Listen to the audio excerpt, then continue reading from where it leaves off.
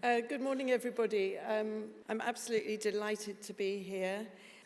I'm Jocelyn Cromwell. I'm the Chief Executive of the Point of Care Foundation, which is a charity that I'll tell you about in a moment. I started out as an academic, actually here in the Open University. I was a researcher at the OU. And then I was rescued from an academic life by friends at the King's Fund who persuaded me to apply for a job in the 1980s as a locality manager in Islington. And I managed community health services for a number of years in Islington.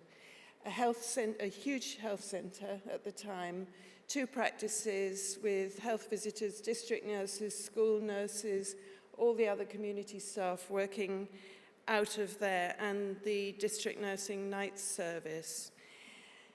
It was an education I've never forgot, and that was in the late 80s, early 90s, and I've tried to stay in touch with community ever since because I guess my heart was there in the first place, and I continue to think that the work that you all do with patients who live at home is just fundamentally important.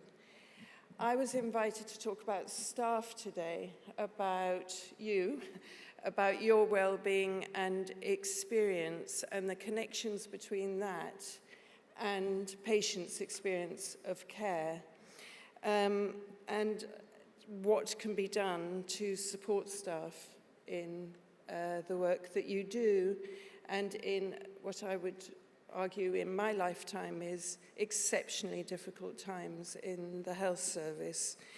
I'm not in any way going to be talking about clinical skills or wound care. You'll have more than enough of that in the next 2 days.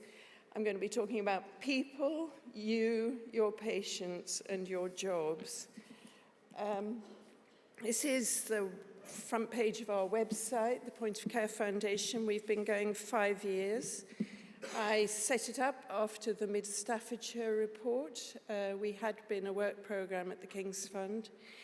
And our mission is to help staff to improve the quality of patients' care in collaboration with patients themselves as equal partners, and to strengthen support for staff. And our mission, we describe our mission these days as being all about humanising healthcare for staff and for patients. As long ago as 2001, the Institute of Medicine in the States produced this now standard definition of patient-centred care. The point being, which is why I've put it up here, that patient's experience is multidimensional. You only have to think about, when you yourselves are patients or your families, to think about how complicated it is and just how all sorts of dimensions matter to you. So the compassion and empathy with which you're treated, and whether or not staff are responsive to your own preferences matters, but so too does the coordination and integration of care, whether or not you feel well informed and have the information that you need, whether you're helped to understand whether communication is good, whether you have or don't have physical comfort, whether anybody pays attention to your emotional state and how anxious you are, and how open the staff are to involving family and friends. All of these things matter to all of us when we're patients. Some of them matter more at different times and in different contexts, and some of them matter more, more to some people than to others, but all of them are important. And my organisation works on all of these, so we're not specialists in one dimension. We're interested in the experience in the round. Now, it's often difficult to remember lists, 6 items long, and I think one way of simplifying this idea of the multidimensional nature of the experience is to say, actually, it divides along two axes. One is about transactions. It's about what happens, how appointments work, how phone calls work, whether there are delays, whether people write to you or you can email, etc. And the other is relational care. And actually, these two things do not necessarily move together. So you can see, if you take this kind of standard matrix way of presenting things, and you've got the T is for transactional, and you've got from low to high quality along the vertical axis, and the relational is from low to high quality from left to right on the horizontal axis. It's quite possible for a service to be good on one of these dimensions and not good on another. Okay, so if you look at the bottom left-hand box, it's quite possible that a service can be chaotic and people can be rude to you and not very kind. It's also quite possible to be very good on the transactional stuff, very efficient, but actually quite impersonal in the way that you're dealt with, and the opposite. It's quite possible, and I know a service like this myself, where everybody is nice to you all of the time, but it's exceptionally chaotic and nothing works. And so the aspiration and where we need to be is high quality on the transactional front and high quality on the relational. But if you talk to patients about what really matters to them after the event, and if you listen to patients' stories about their care, it's always the relational that trumps the transactional. What matters and what lingers in our minds about our own care and our families' and loved ones' care is not were there massive delays or did their appointment system work. It's were they kind to me? Did they listen? Did I feel like I was treated and known as a person? And so really what I want to talk about is how can we strengthen the relational care, because that's what deeply matters to all of us. Now, it's a matter of some sorrow to me that there is still not good enough data in the community about patients' experience of care, and there isn't good enough feedback from patients, I would argue. It's better in the acute sector, but it's still not brilliant even in the acute sector. There are very few really good sources of information about how patients feel about the care that all of you guys deliver to them, which I would argue means that you're doing your work with one hand tied behind your back, really. There are some sources, though, and this is one of them, Care Opinion, which is a website that some trusts now have contracts with. It's free to patients and their families to use. All of us can use it to say what we felt about the care we'd received in any trust from anybody. And the reason I've put this up here is it does have some feedback about community serve and community care. And I thought this was a really good example of somebody reporting an ideal experience, because what they're saying is that they're grateful because the service was professional and reliable, but they talk about friendliness. They talk about never being made to feel rushed. They talk about their reassurance reduced my stress, and that, I would argue, is what made this person post this, was that she wanted to say something about that. So what can be done to guarantee, if you like, that every patient all of the time is going to get this kind of high-quality transactional and relational care? There are many risks and threats to the quality of relationships between staff and patients. One of the fundamental elements that you need is empathy. I would argue that empathy is absolutely necessary for good relational care. And one of the big issues which I think the health service hasn't really got to grips with is that empathy is normally distributed in the population.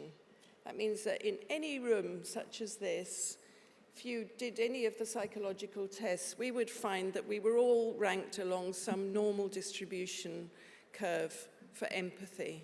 This is from Simon Baron-Cohen's work.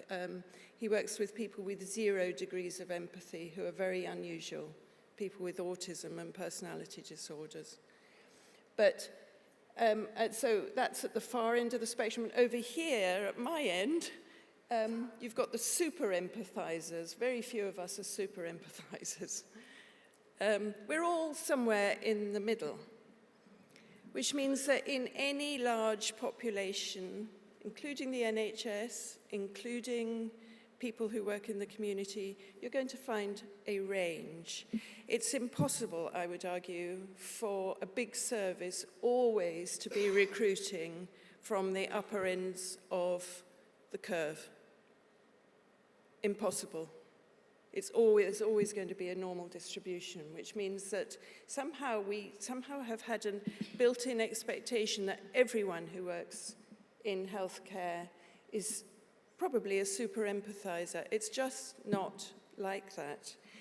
And if we would expect to see a normal distribution, then we have to think, what could we do to move people along towards the higher end of empathy if naturally their personality is such that they're not likely to be there? And what can we do to protect those who are in the upper ends of the spectrum to begin with? Now, empathy has 2 distinct aspects. One is the cognitive, our capacity to understand somebody else's feelings, and the other is affective, our capacity to respond appropriately to somebody else's feelings. And you can boost both, is the important thing. You can, with training, with experiential work, you can increase both. But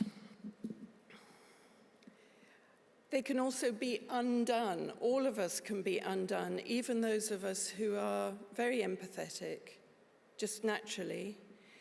We can find that our empathy is switched off or impaired under certain circumstances. And if you look at that list, I would argue that those are the circumstances that prevail in almost every healthcare setting at the moment. People are very tired. At least a third of NHS staff report levels of stress and burnout. I know that you are always under pressure to do something else than what you are doing right now, as are most of us.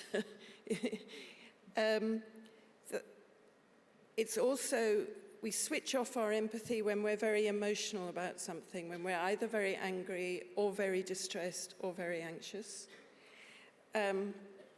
Working with digital equipment, who doesn't? Who doesn't look at their phone or their iPad or whatever and find that they completely forget the person who's in the room with them? And working with unpopular or otherwise challenging patients. So these are the things that interrupt empathy, that reduce it. And with the exception of digital equipment, all of these are shaped by either individual or team factors, which means we can do something about them. There is one thing that I think is much harder to tackle, which is very important in hospital at the moment, but I suspect is going to be more and more important in the community, which is what I've described there as the perennial existential problem, which is routine, which is that if you are a healthcare practitioner or a non-clinical member of staff, this is Kieran Sweeney, who was a GP who experienced mesothelioma, asbestos-related cancer from which he died.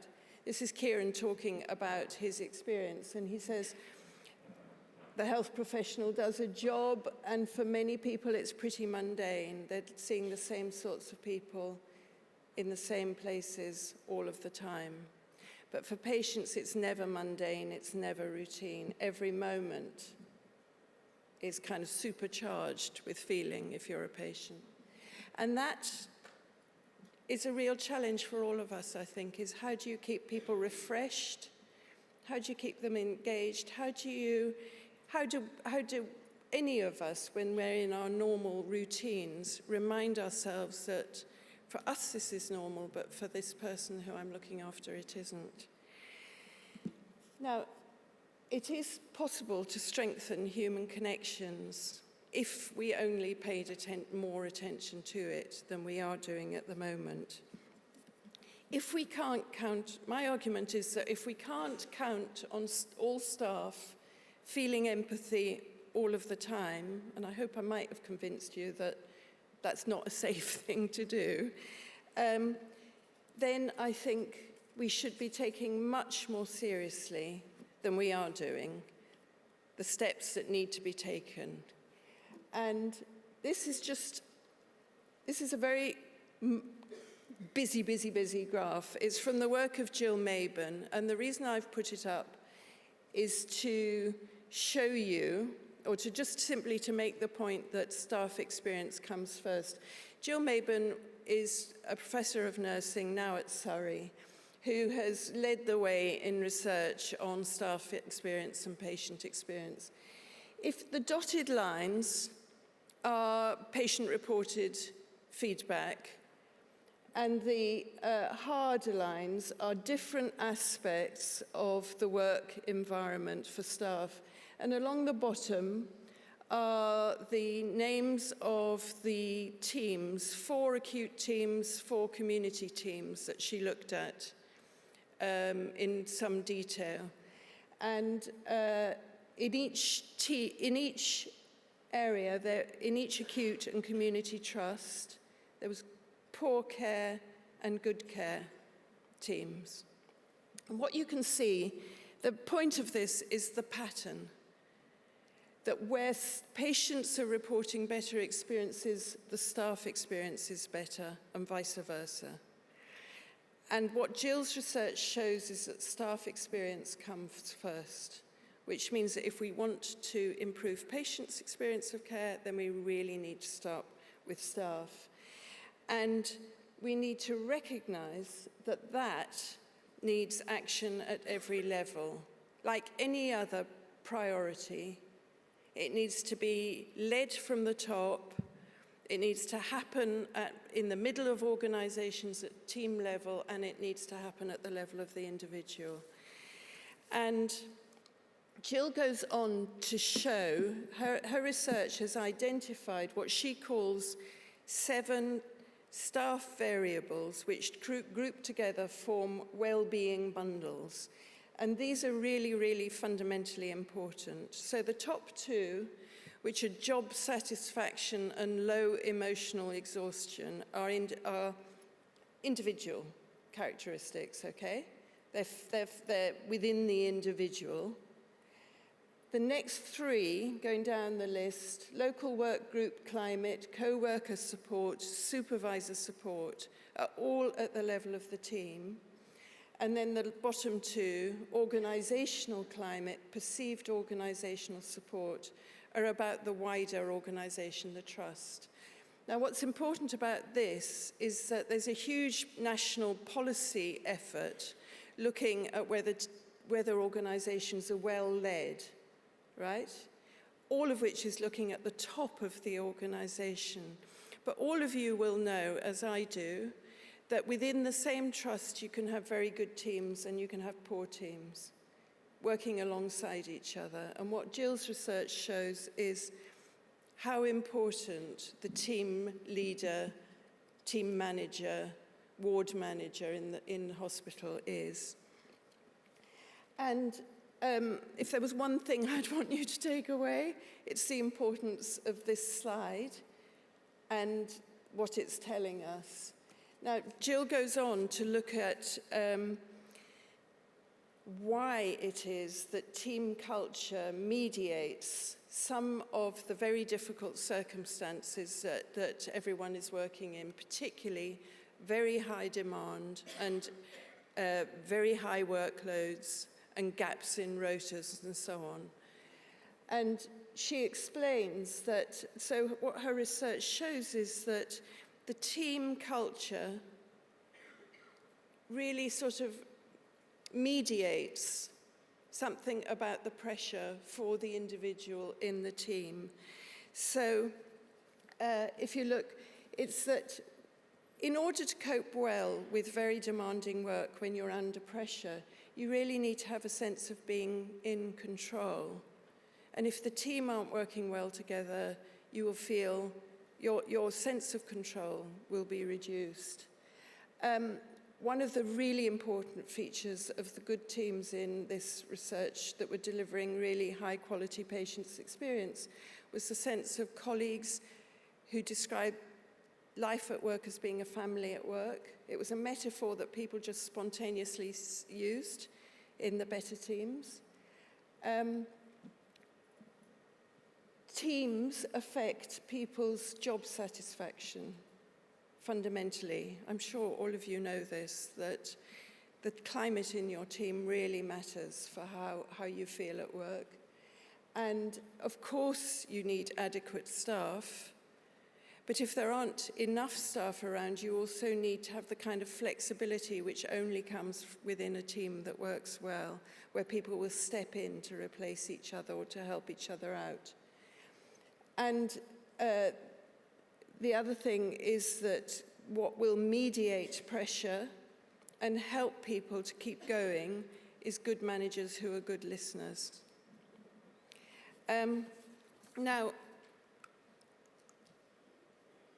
all of this, and I'm just coming to the end now, really, is about really what I wanted to do in the hope of sort of setting the tone for the conference was to ask you to think about what you can do about this, in response to this kind of evidence in your everyday situation.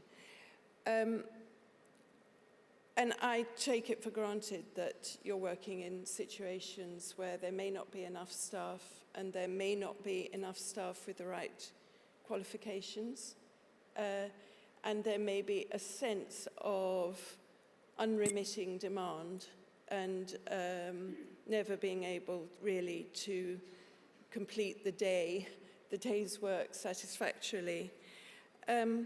What this work shows is that at the level of the individual, high levels of job control, skills, competence, and work dedication significantly cushion the effects of high demand.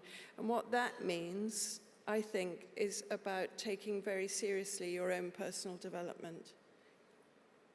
Really doing whatever you can, whatever opportunities there are, to enhance and strengthen your own personal skills, because that will help you to feel more in control and it will help to reduce the sense of being under demand. I think there's also something that this research says, which is something about asking ourselves, do we do enough about the middle one, which is about high levels of social support? Is what can be done to strengthen the support of peers, to create a friendly environment, one that isn't anxious when people turn up at work, to create a sense of being known as a person in the same way that patients want to be known as a person. If you're a team leader or a more senior person, what can you do to make sure that within the teams that you're responsible for, the team leaders really do know their staff and do respond to them individually? What can you do to kind of just create a more informal climate? I know there's very little time for meetings, but the good teams in Jill's research had meals together whenever they could. They ate lunches together whenever they could. They didn't all rush off to do other things.